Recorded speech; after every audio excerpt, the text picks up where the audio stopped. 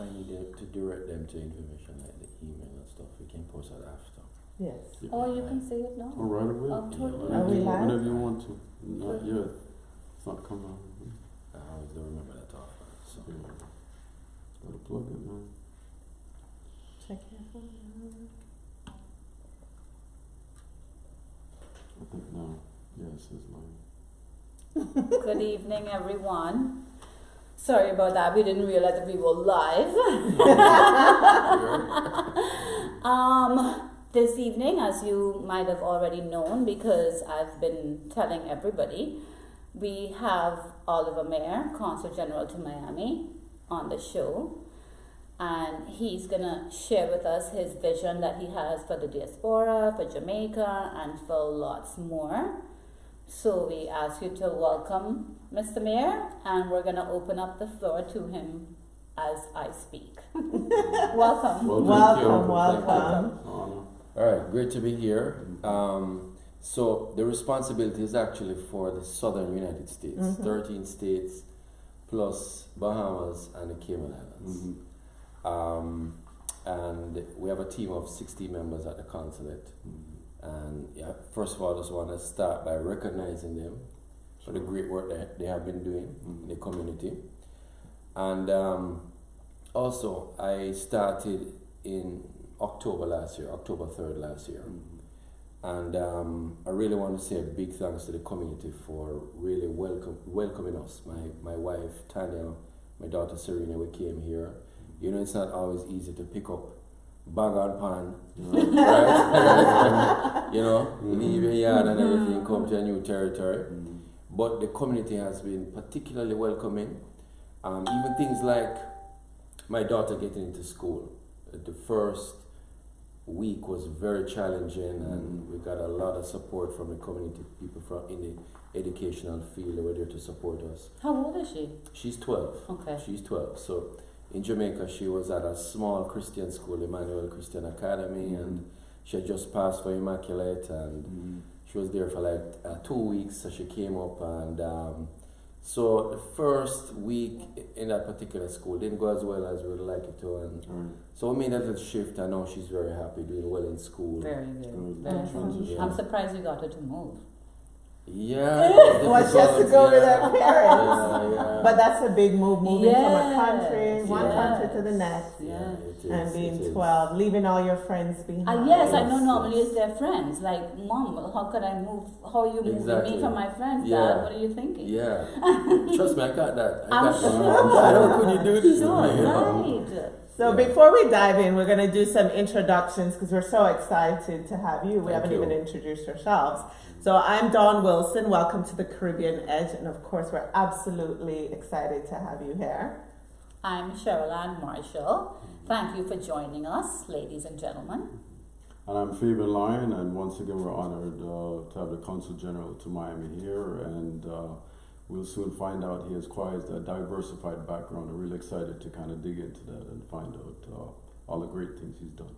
Yes. I'm excited to hear more about you guys too as well. Awesome. So the role was vacant for a while, a couple months, so must have been a heavy workload. Like you mentioned, your team Yes. is there with you. So tell us what it's like, what's the role about, and some of your plans and goals.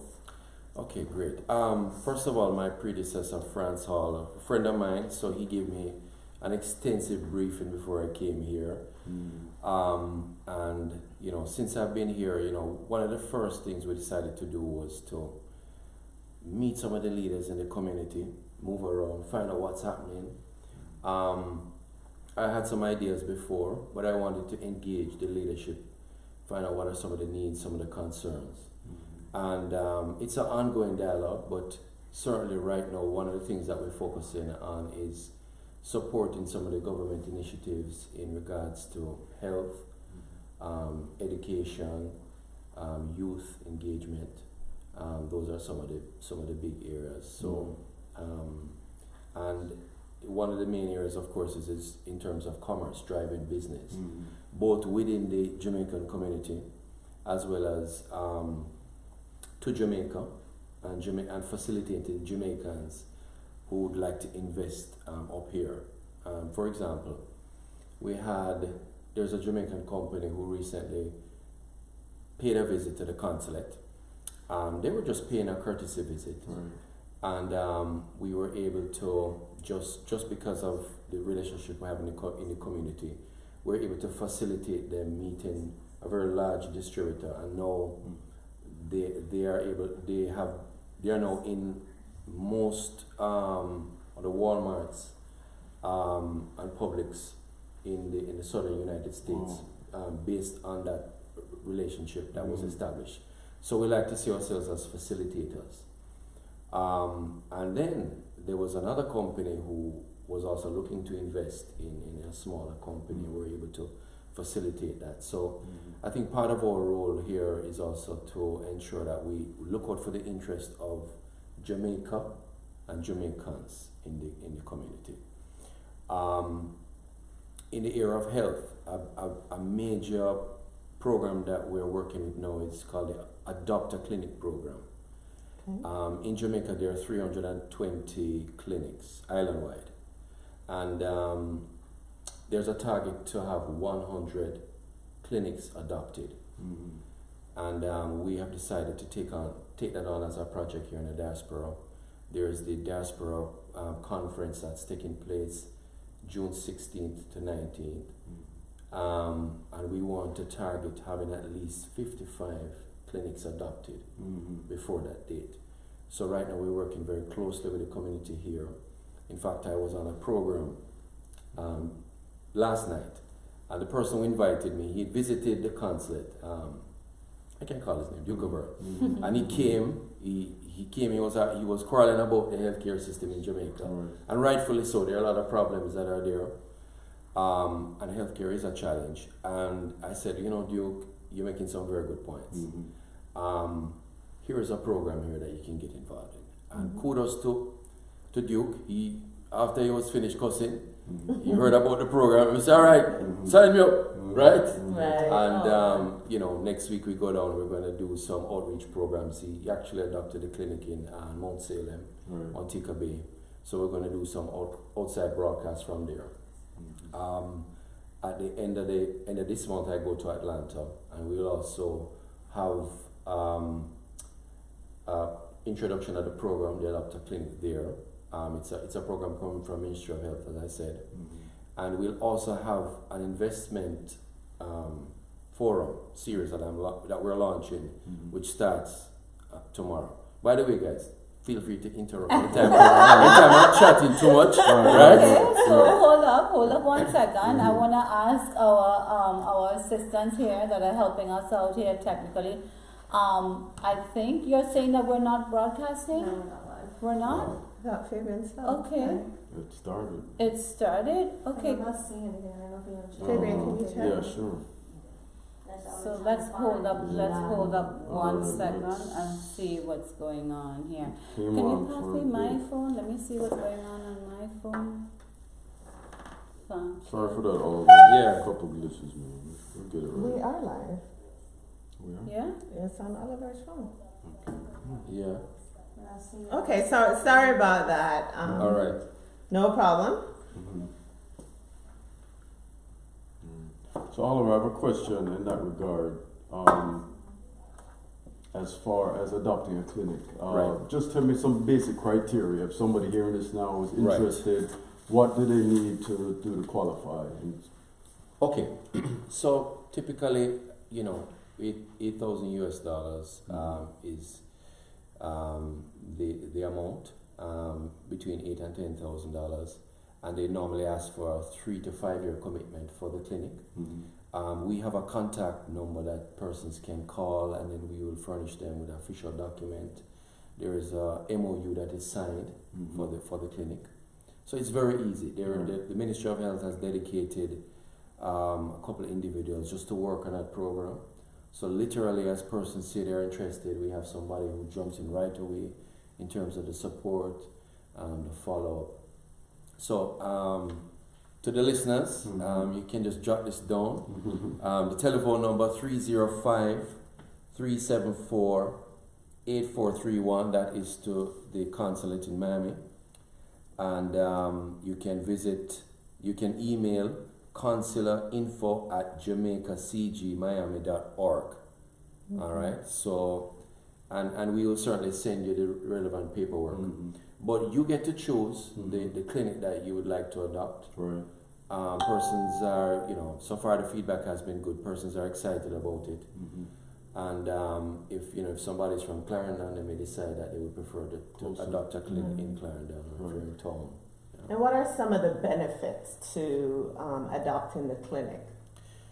All right, since being up here, I have really grown to appreciate how much Jamaicans love Jamaica and want to give back. And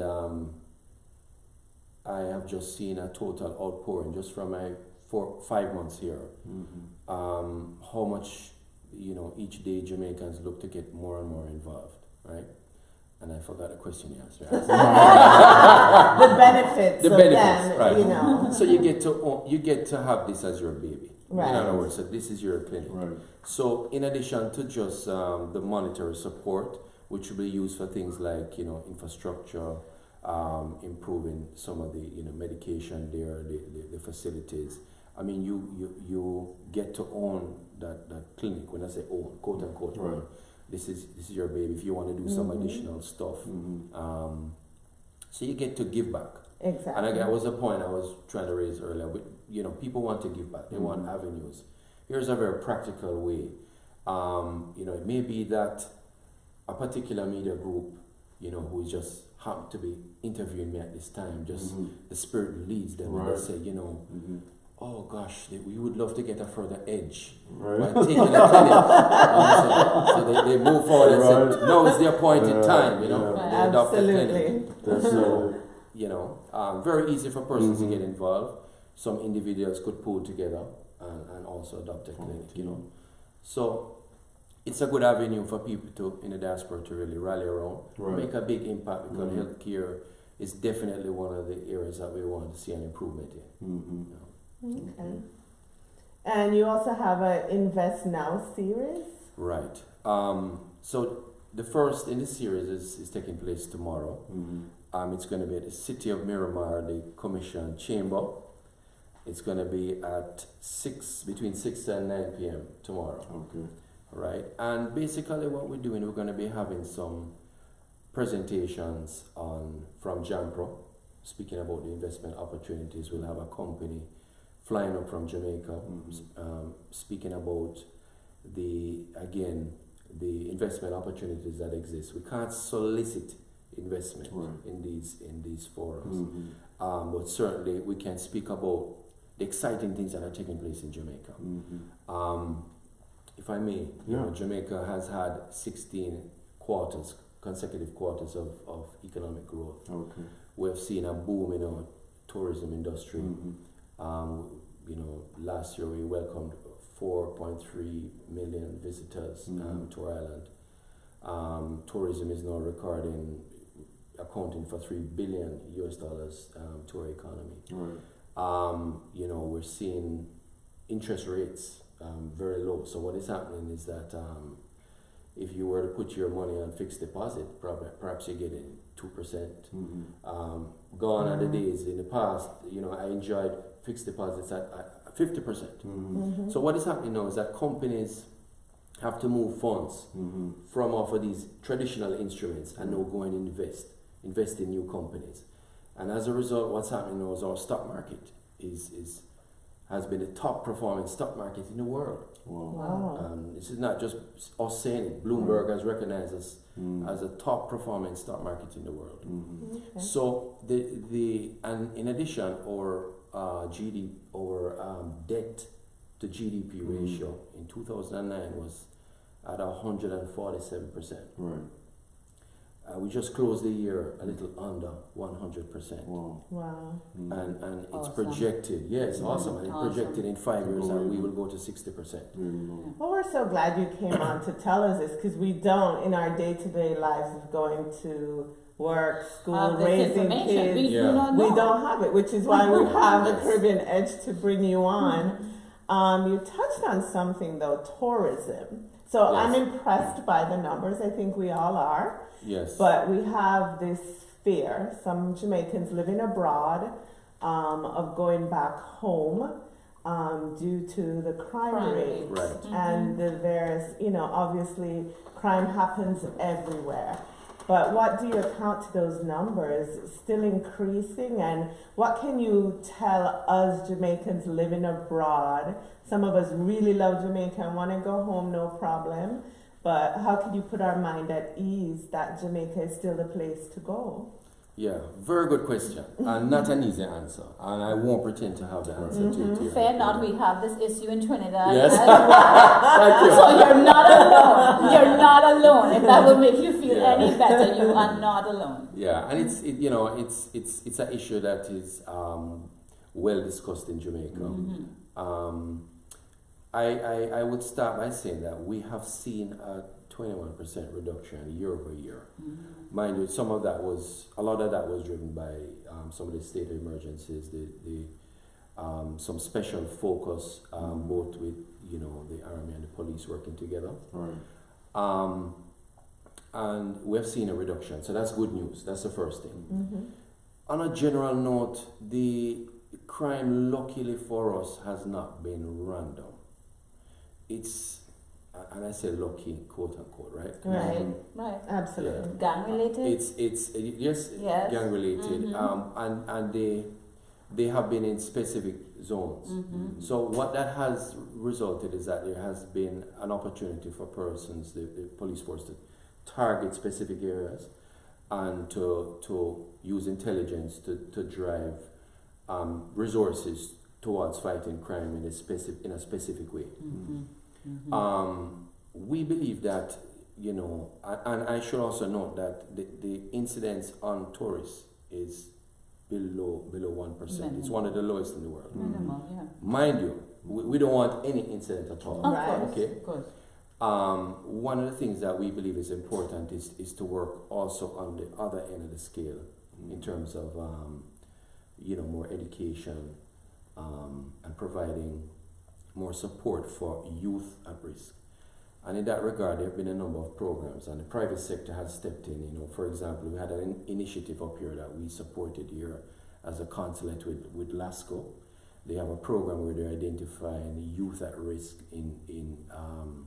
there's a particular profile, and from a young age at schools, they're identifying and providing scholarships, entrepreneurial opportunities for them. And there are a number of pockets of programs happening island-wide just to support youth, giving them more opportunities. Right. I think it's important for that to continue to drive these opportunities for youth. But certainly the government of Jamaica, in conjunction with the opposition, because they provide feedback, we treat this as the number one priority. So we have seen a reduction. And as I say, this is how I reassure persons. I've been in Jamaica all of my life. Right. I've never had a single incident. This is glass. Not my work. Yeah. I'm not being light about the issue. Right. Of course not. I've been everywhere in Jamaica. People perhaps look on and say, "Man, you're an uptown person, or you don't go certain places." No, I've been everywhere in Jamaica. If you know the Coronation Market, downtown, throughout the length and breadth of Jamaica. And yes, perhaps I was, not at the wrong place at the wrong time. But generally, I've been around the place, and I can say that crime is not random by and large in Jamaica.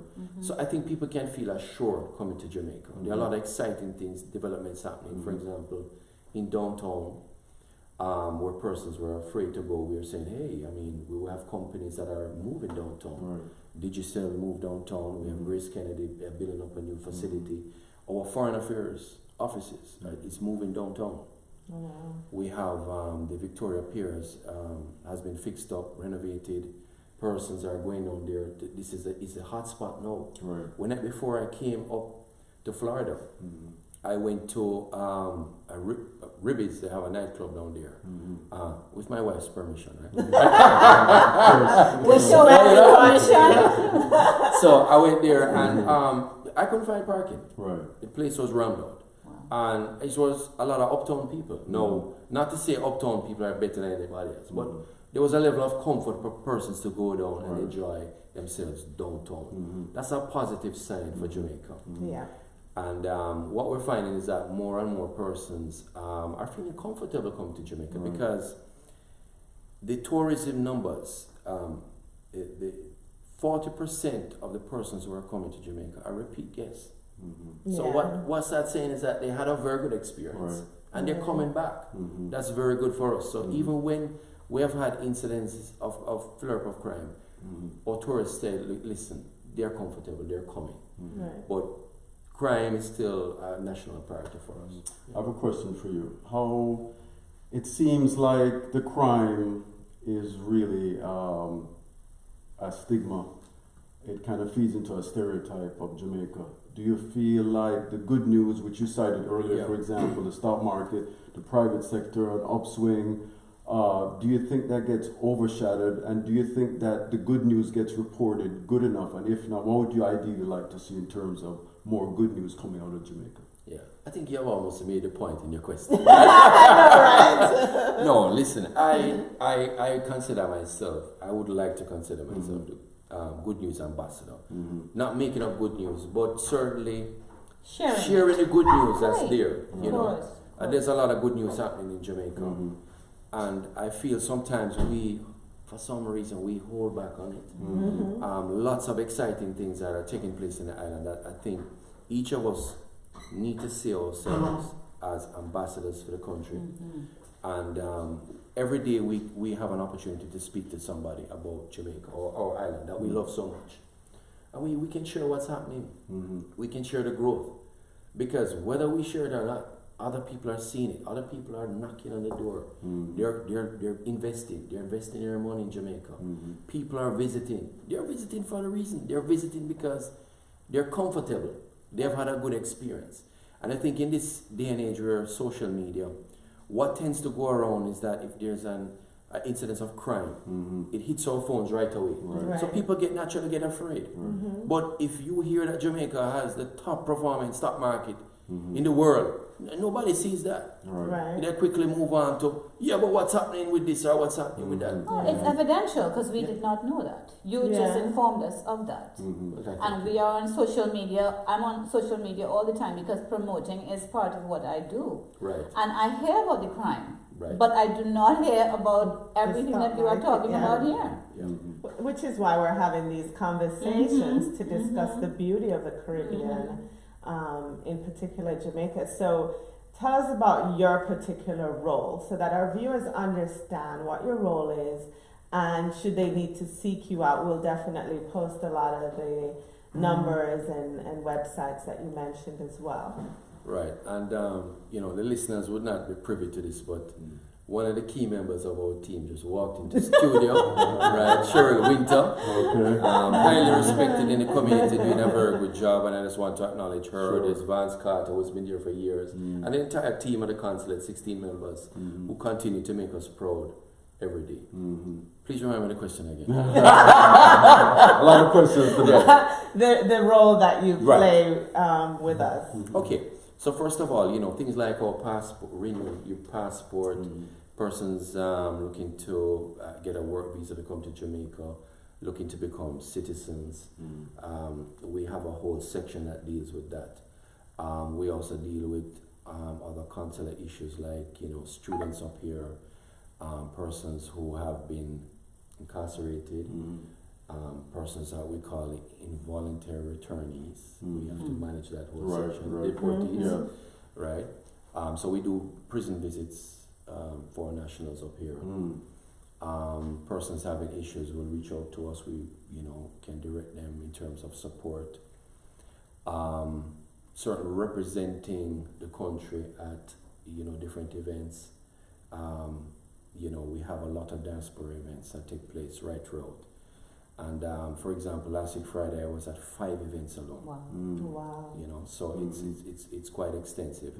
We engage in there's our consular community right here in Miami alone. There are over 33 consulates represented, and every month we have at least one engagement where we meet together So there are opportunities that arise from that, you know. So it's not just working in our immediate diaspora, but we reach out to other countries. There is a smaller community of the Caribbean because we believe in the Caribbean, right? I'm a Caribbean man. Right. And we have a very close-knit group. I mean, most of us are fairly new whether it's new CGs for the island, but we have been meeting together.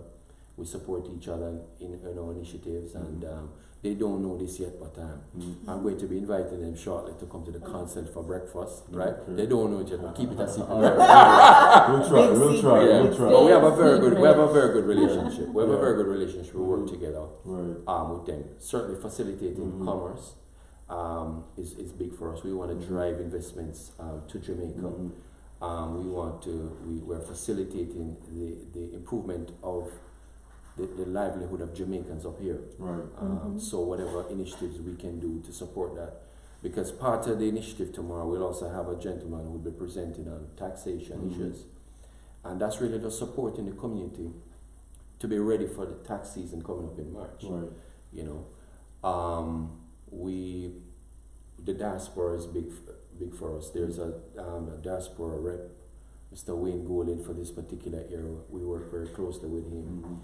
There's a conference that I mentioned before happening the 16th to the 19th. So the number of activities that we do to promote that, because we continue to drive getting a bigger structure towards the diaspora movement, so that we can facilitate people, Jamaicans who want to contribute to our lovely island. Listen, there's so much goodwill. I don't want to be repeating myself, but there's so much Jamaicans out there who want to do even more for Jamaica, and we want to continue to facilitate that and look out for their interests up here. So. What do you feel personally when you took this position has been your proudest accomplishment to date? Yes. And also, how did you want to put your own individual stamp, and in what specific area? Was there something that spoke to your heart that more so that I know you have quite a lot of responsibilities, but is there one thing, one area where you want to kind of dig a little deeper than maybe your predecessor or, you know, somebody before you? Yeah, very good question. I'm still answering that question right now. Right? I do want to build on the work that has taken place before. There are some projects that took place before, and I will continue to work on these, even as we introduce our new initiatives. I'm a team man. I believe that it's not just about the Council General. It's about the team that we have here. It's about working with the community. It's about pulling in, getting a movement going, having people be a part of the conversation. I tell persons that I'm not the Council General. I'm your Council General. I'm here to support your initiatives, your ideas, your suggestions. Cheryl, who just stepped in, she keeps telling me, Mr. Mair, you can't keep doing so many activities, you know. So sometimes you have to say no, you know.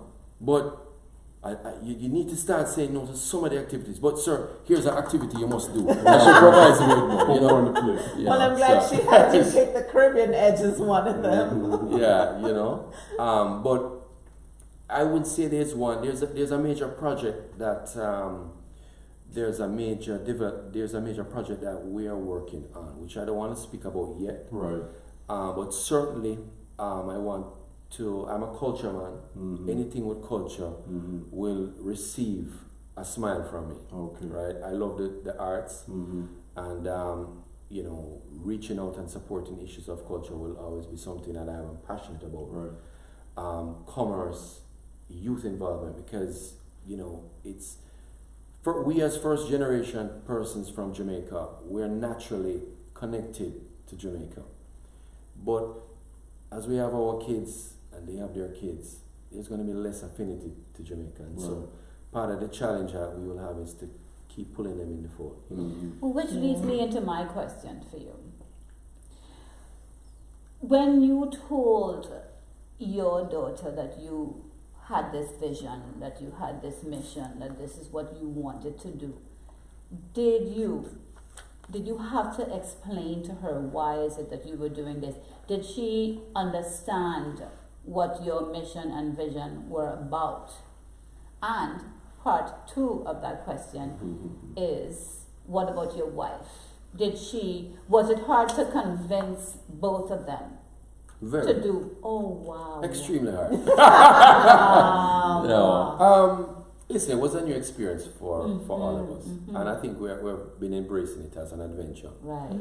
And we've been enjoying the ride. We're just an hour and a half away from Jamaica. Exactly. And this is Kingston 21. Yeah. So is that how you sold it? Yeah, I just said it. Honey, we are just an hour and a half away. I think I sold, to be honest, Sawgrass Mills to my daughter. Oh, wow. That's a good spin. Good spin, but any opportunity to serve country, I mean, is a huge honor. And to be able to put on my Jamaica jersey is really, and to represent the team. The quote says, "All right, Oliver, I've given you, you're going to play a one half, you go out and do your thing, and you get to run and play and contribute to the team." It's an honor, I've received a lot of support from family, friends, who've said, congrats, Oliver, proud of you. And to get to get this opportunity, it's really fulfilling to give back to country. Of course. Because I can say without a shadow of doubt that we are born in the greatest island in the world. Trinidad is close by, right? Trinidad is close by. Yeah, we love Trinidad. Trinidad love you all. Right, we're one family. Yes. But I really love Jamaica, and I'm not alone. And the opportunity to serve and facilitate persons. Because I say it's not just about me, it's about the office and really providing leadership and support for great initiatives that are really on the ground that perhaps just need a listening ear. And that's what I'm here to provide: leadership, a listening ear, and to do my part, run my leg before I pass on the baton to someone else. So I think we're going to check some of the comments from our viewers, see if anyone's asking questions. Please feel free to pose questions so we can ask Oliver while we have this opportunity. And while Fabian's doing that for us, I think one of the things that stands out, which is a compliment to you, is you're not that uptight, suited, corporate kind of guy that a lot of people put into the perception of the role that you fulfill. So, it's that you can go to the fish fry and be relaxed in the community, as well as attend all these meetings and support Jamaica. I think a lot of us feel your passion about our country, being Jamaica, because of our music, our dances, our people, and how strong we are about our country. So I'm not surprised at the support that you get from us here as well.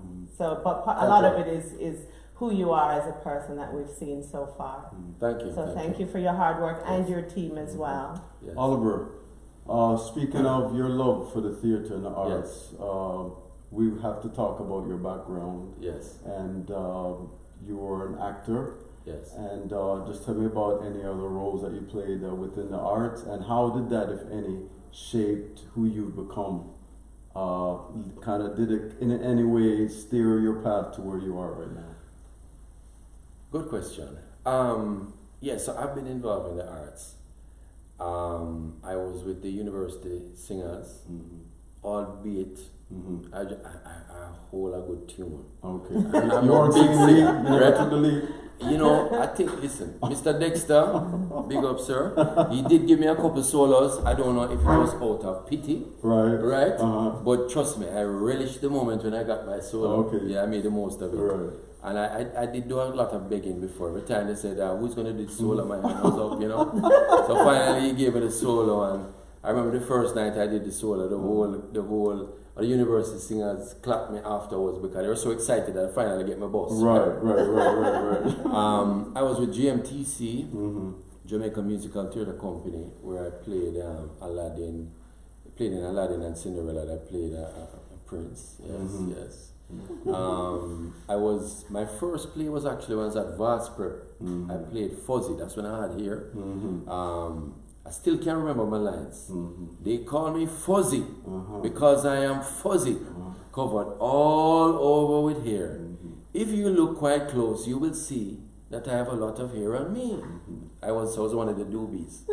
So they drilled that line over and over, and I can't forget it. Even when I reach the 91, I'm going to still remember that line. Right? And then we started some productions where we made fun with satire, like Saturday Night Live production. And I watched a play by Aston Cook, who just passed. So my condolences again to his family and the whole theatre fraternity. But I watched a play called Pepper Pot, and I saw it was these Saturday Night Live type skits that made fun satire of what was fun happening in Jamaican society. And I said, no man, I have to do this. And so we created the first production called Rhythm of Life, where when I was at Air Jamaica, we joined together with staff and we created a full production where we made fun of all the leaders. In fact, at the time, Mr. Bud Stewart, respect sir, he had just taken over and everybody was afraid of Mr. Stewart and everything, and we did a nice little skit on it. A song and everything, and everybody said, Oliver, I'm sure you're gonna lose your job after this. We did it and he loved it, and it was a hit. Sigh of relief. Sigh of relief, you know. So would you say that you're having fun doing this? Because it seems like you are. It seems like you are. Yes, or it's you're fun. making it fun. It's fun. It's fun. It's fun. You know, it's busy. It's a lot of work. Are you a people person? I think you're a people person. Definitely. Yes, and I think that helps. I think that helps. I get energy from doing these events, for reaching out to people, talking to That's people excellent. and stuff. So even when a certain lady who will remain nameless puts another event on the table and says, yes man, let's do it, let's get out there. You know, it's not work for me. It's energizing. You know. So, how are you going to be able to do what you do if you don't engage with the community, right? Correct. Of course. Definitely. Of course. So one of the questions from the audience is why is the stock market so successful? From Clemencia, correct? Okay. Very, very good question. Let me consult 1-800-GOOGLE. I'm kidding. I would like to believe that a couple of things. I believe there's greater confidence right now in Jamaica, and one of the points that I've heard raised is that when you start to see the stock market moving, it signals confidence in the general economy that's taking place. So I would say, first of all, that there has been more confidence in Jamaica. We had more companies that were listing in our junior stock exchange. So there were more options, and then as interest rates came down, there was less incentive to put your money in fixed deposit. So companies had to move their investment funds, pension funds, etc., into other instruments, and the stock market and real estate became a very good avenue. So I think those two major factors have driven the stock market. But I would also like to think that the good news about Jamaica is happening because, people don't take it lightly that a country would move from being almost bankrupt in 2009 to a situation, being on a trajectory now where you move from 147% debt to GDP ratio now, and you're projecting to go to 60% in another 5 years. That doesn't go unnoticed. And so, and your ratings, the Moody's have moved you up, where they had you as a concern, now they moved you up to stable. So your bond ratings have all been moving up. So people notice it. And then you have an IMF program, and you've been meeting all the targets consistently. People take note, the international community. So the rate at which you have to borrow at reduces because there's more confidence. And I want to make a point that no one entity can take credit for what took place in Jamaica. It was partnership. It was a crisis in 2009, and everybody had to come together. So there's power in partnership. And this is one of the messages we want to say to the community. There's power. We have a lot of brand leverage as Jamaicans, and as we continue to drive that leverage together to the benefit of our country, with partnership, it will continue to drive the growth that is taking place. So another question from Rosie, and I'll read part of it, is any improvement plans to address mental health, the needy, displaced, training and development for the unemployed? Very, very, very good question, Rosie. Focusing on the unemployed has been a major issue for the last 2 administrations. And we're proud to say that our unemployment rate is actually at the lowest it has ever been. It moved from 13%, it's down now to 8.3%. Wow. So it's moving in the right direction. A lot of it has been driven by our BPO sector. We've had a lot of call centers come to Jamaica, and that has increased their jobs. We have hotels, the breaking ground for some new hotels coming in Jamaica. I believe one of them is the F10 group. So our hotel stock has been increasing. We have there's a group in Portland called PAVE, and they're based up here. It's a Methodist church inspired group, and what they do, they gather youngsters between the ages of 16 to 20. They give them hospitality training, and they also look for jobs for them and have many of them placed. And they also have mentorship programs where persons come up here to the States and they have some leadership training, and then we have some of their members from the church go down to Jamaica and just experience life in Jamaica. There's a lot of emphasis on youth. There needs to be far more. Right. And again, I stress partnership, because whatever we're doing, we need to double, triple that action. But the good news, we're moving in that right direction, but we can be moving faster. And this is where my call to action is for anybody listening. I always believe that if it's gonna be, it's up to me. Let me look and see, where am I in the problem of employment? What can I do personally today that will make a difference? Let's stop always looking to one particular group. Let's not always look to say, well, government need to do this, government need to do that. Yes, they're elected to do it, and we need to hold them accountable. But what can I do today? Because each of us, we have power within ourselves. We can make a difference. Right. And I'm saying to the listeners, yes, take a few minutes and say, what can I do starting today, starting tonight, that could make a difference in my community, that could make a difference to the unemployed in Jamaica. It starts with us. It starts with us, of course. And then Yvonne, thank you Yvonne for your comment. She says the Consular General before you was very similar, very open, welcoming to small businesses to do work through the Jamaica Consulate. So thank you for that clarification as well. I think Fabian, you have a question? I had a question, Oliver. I think what really sets you apart is your non-traditional route to Consul General.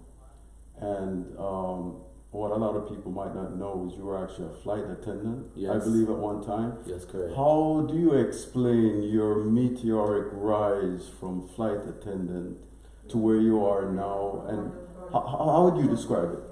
All right, so I was in management at, if I may give you a quick story. Sure. So I was at Jamaica Broilers, and I just finished my first degree at university. Did my second at MBA with Nova up here. But I just finished my first degree. I was at Jamaica Broilers, and I was in a junior management position in export. And I was trying to get a ticket because I'd worked with Air Jamaica in the past, in the summers. And a friend of mine said to me, Oliver, why you don't come be one of the first male flight attendants? I said, well, I don't think my dad may run with that to me. But in a long story short, so my dad was very much against it, right? So he said, no way. He said, no way. Right? But at the time, the salary was working out to be like 5 times what I was making. Wow. So I said, well, I need to look at this carefully, And so I went to my dad and he said, no way, I don't even want a seat. I said, you don't even want to look at the job offer? He said, no, son. Listen, man, you're with a very good company. Stay where you are. So we went through. How old were you at this time? So I was like 22 or something. Okay. 22. So when he flipped through and he saw the back, parents travel for free. He said, son, you can't be too hasty with your decisions. You know, you have to look at it carefully. I think you should look at it again. But let me tell you, my dad traveled like there was no tomorrow. Wow. Right? So at Air Jamaica, I had a very good experience. I moved up. I became a purser. Then I became in the management team for in-flight services. I then moved on. I did a stint with human resources, finance, auditing, and I became marketing manager for the Caribbean, for Jamaica and the Caribbean. And then I also moved to Jamaica, back to Jamaica Brothers, where I spent quite a bit of time in marketing and sales, heading up that. And I've also had my own business where we, in agriculture, supplying local hotels. So, and I've been involved in real estate part-time with Coal and Banker. So I mix up both. And, I just want to say big up to all the CGs that have gone before me. You know, France Hall, Sandra Griffiths, and Richard Alikak, who he and I went to the same church together. So all three, I think, have done very well, laid a path. And, the picture has been easier for me as a result, I think we're going to take one more question from the audience because I think we're going to have to wrap it up now.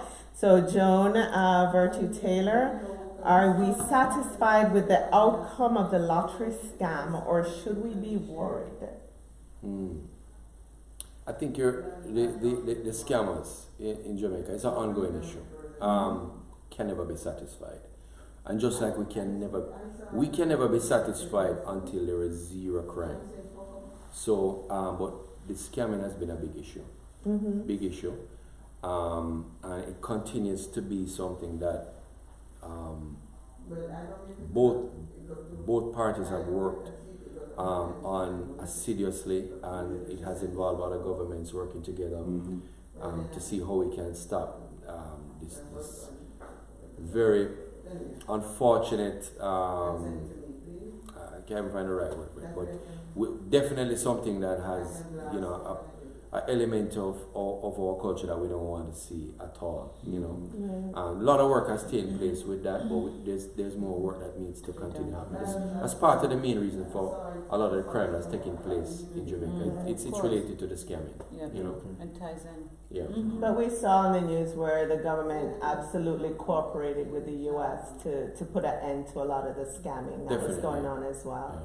So that was there's been a lot of yeah. cooperation taking place behind the scenes. Okay. I think it speaks to you that I'm sure you get bombarded with almost trying to put out fires, everything that goes on in Jamaica. They kind of people come to you and reach out to you, and that you don't feel, you feel like you are a true ambassador to the island, and that you always put a positive spin on things, and I think that's a credit to why people kind of gravitate towards you and the excellent job that you're doing. So I just want to thank you for coming on the show tonight. Thank you. Any parting words for the community?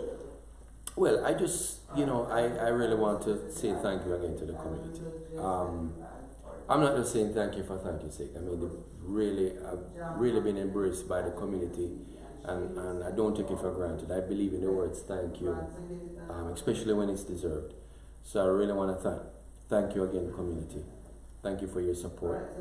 Look forward to continuing to work. It feels far longer than 5 months, but it's been an exciting ride so far. We've achieved a lot, and we look forward to continuing the work.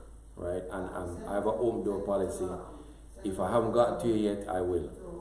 All right, and thank you, Caribbean Edge, for having me. Thank you. Remember the investment forum tomorrow. Yes. Right, and we'll post everything definitely after the show. If there are any comments that we missed, we'll also ask Oliver before he leaves so we can respond to them as well. If I may, PICA, our passport agency in Jamaica, is coming up on the 16th and 17th. We will be posting some information. So persons up in the Fort Lauderdale region can reach out to have their passports renewed without having to drive down to Miami.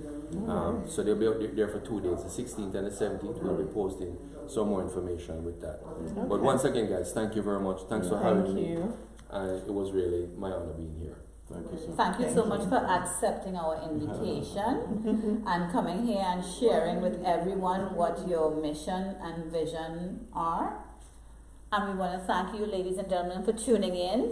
I hope I didn't bore you too much, right? Thank you for listening. All right, thanks for joining another episode of the Caribbean Edge. See you guys next week. Bye. Ciao for now.